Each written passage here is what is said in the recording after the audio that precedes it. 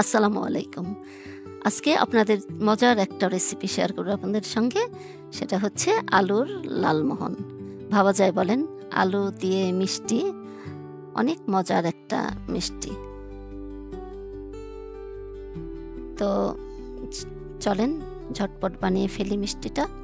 এখানে সেদ্ধ আলু নিয়েছি 1 কাপ পরিমাণ।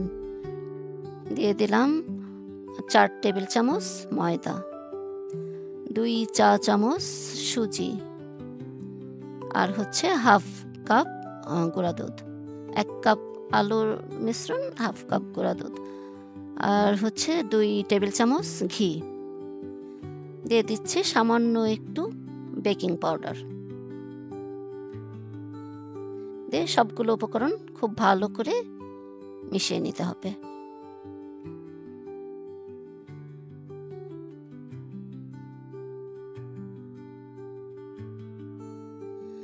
আলু দিয়ে যে এত মজার মিষ্টি হয়, এটা আসলে অকল্পনীয়। আপনারা বাসায় ট্রাই করবেন। আসলে অনেক মজার একটা রেসিপি। তো এই যে আমি সবগুলোকে একই মাপের গোল্লা বানিয়ে নিলাম, যেন মিষ্টির সাইজগুলো সব সমান হয়। তো হাতে সামান্য একটু তেল ঘি দিয়ে গোল শেপ করে নিচ্ছি, গোল গোল লালমোহন বানিয়ে নিচ্ছি।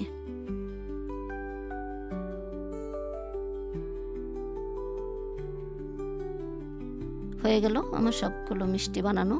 এখন শিরা করতে হবে। শিরার জন্য আমি একটা হাঁড়িতে পানি বসিয়েছি, 3 কাপ পানি এখানে, আর চিনি হচ্ছে 1.5 কাপ। 3 কাপ পানির মধ্যে 1.5 কাপ চিনি দিয়ে দিলাম। একটু নেড়ে দিচ্ছি। এখন দিয়ে দিব লেবুর রস 1 চা চামচ।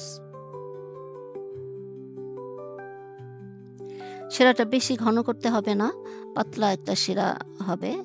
এই 3-4টা বলক আসলেই হয়ে যাবে। তো এক চুলায় শিরা হতে থাকুক, আর এক চুলায় আমি মিষ্টিগুলো ভেজে নিই। তো প্যান বসিয়ে তেল দিয়ে দিলাম গরম হওয়ার জন্য। গরম হয়ে গেলে এখন ওই মিষ্টির গোল্লাগুলো ছেড়ে দেব।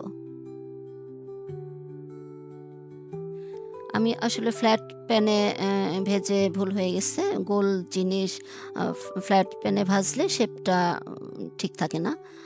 তো আপনারা একটা ডিপ কোনো কড়াইতে ভেজে নেবেন, সুন্দর গোল গোল হবে।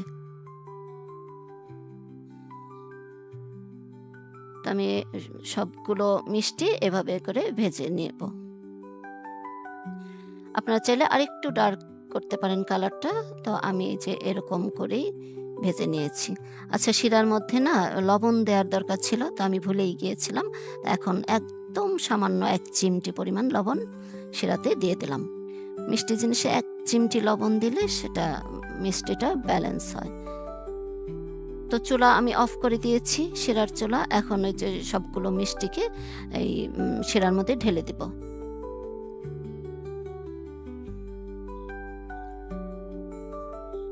এখন শিরা আর মিষ্টিটা একটু নেড়ে দিব।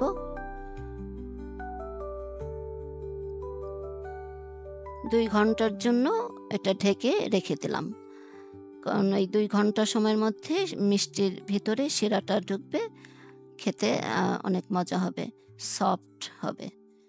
তো এই যে এটা ফাইনাল লুক, মিষ্টি শিরার মধ্যে লালমোহন, আলুর লালমোহন। তো আমি একটা বাটিতে কেটে দেখাচ্ছি।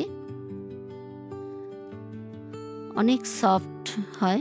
দেখেন আমি চামচ দিয়ে কেটে নিচ্ছি, এক সাইড কাটলে আরেক সাইড খুলে আসছে। মুখে দিলেও একদম মিলিয়ে যায়। মানে আলু দিয়ে এত মজার মিষ্টি হয়, এটা অকল্পনীয়। তো আপনারা বাসায় ট্রাই করবেন, খেতে কিন্তু ভালোই হবে। আর খুব অল্প সময়ে হয়, বেশি সময় লাগে না। ওই আলুটা সেদ্ধ করতেই যতটা সময়। তো সবাই ভালো থাকবেন, আমার চ্যানেলের সঙ্গেই থাকবেন, আর আমার চ্যানেলটা সাবস্ক্রাইব করে ভিডিও দেখার শুরুতেই লাইক করে দিবেন, বেশি বেশি শেয়ার করে দিবেন।